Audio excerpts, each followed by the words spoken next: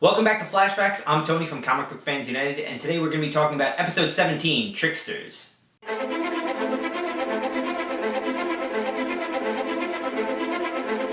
For starters, one of the people that work on the show recently came out online and said anytime you see liquid floating in the air when time slows down, it's their way of telling fans that something is drastically about to change in this series. Whether it's the night Barry gets struck by lightning and the particle accelerator exploding, or his mother's murder. It's just now something that from every episode from here on out, you might want to keep an eye out for. So this episode goes back to the key plot thread of the murder of Nora Allen, and it opens with the scene of the Reverse Flash fighting the Flash in the Allen household.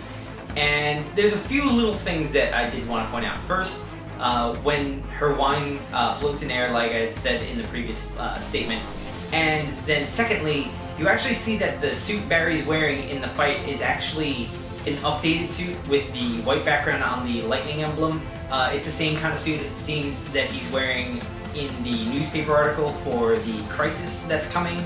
And lastly, the thing that I think surprised a lot of people that are unfamiliar with Eobard Thawne is that when he removed the mask, it wasn't the actor who plays Harrison Wells. We'll get to that a little bit later on in flashbacks, but I did want to highlight all the things that I noted throughout that scene that were very quick to miss. This episode's called Tricksters for a reason, because in DC Universe there actually are two. It's a legacy villain character, not many out there, but the first one I want to focus on is Axel Walker. Now, he's a Jeff Johns creation with Scott Collins. His big moments are during the Rogue War storyline. He's more or less just this really obnoxious kid who stumbled across the original Tricksters gear and just decided to be a dick and join the Rogues and just mess with everyone in Central City. And I feel like from book to TV, it's a fairly good transition. He's just as obnoxious, maybe even more so. But overall, I was actually really happy with what we got out of him. The real star of this episode is Mark Hamill as the Trickster, James Jesse. It was fantastic to find out that he was going to come to the show and basically reprise the character that he played in the 90s series. And he also played the Trickster in the Justice League animated series. And his delivery on that role has always been fantastic. And it must be said that, yes, it is more or less a Flash Joker. But again, it's Mark Hamill, and it's Mark Hamill getting to do that laugh, it's Mark Hamill getting to be crazy and super animated. And for me, as much as I love Star Wars and all, that's the Mark Hamill I love more than all the others. And it was such a fucking treat to have him. I would love to see him come back for more. If this is the only one, I'm really thankful that he did come back and did such a great job.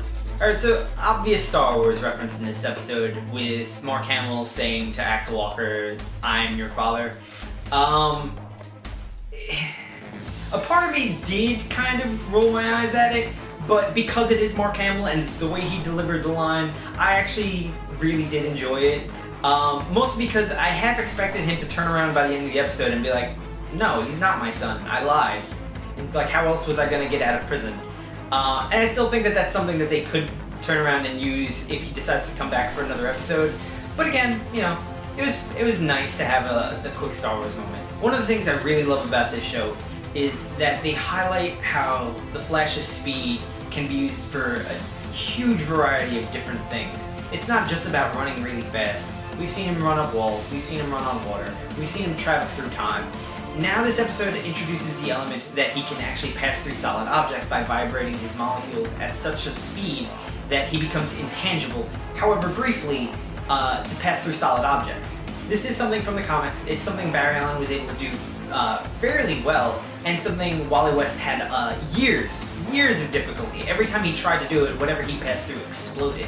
And I was very curious to see how that was going to happen, since what he passes through is an oil tanker, and the tanker stays intact. But for me, it was one of those like really rewarding moments in the show, and apparently Mark Waid reacted much in the same way. Something else I'd like to point out is that in the flashback from 15 years ago, it's really there to set up how Eobard Thawne became Harrison Wells. And it's more or less how I predicted. I had assumed that Eobard Thawne killed Harrison Wells and Tess Morgan and somehow figured out a way to assume the identity of Harrison Wells. And we see how he does it in the end of this episode. But something I thought was more interesting was that how different the Eobard Thawne Harrison Wells is from the original, in not just personality, but also in slight mannerisms and appearance. The real Harrison Wells had clear frames on, while the Thawne version of Wells wears black frames.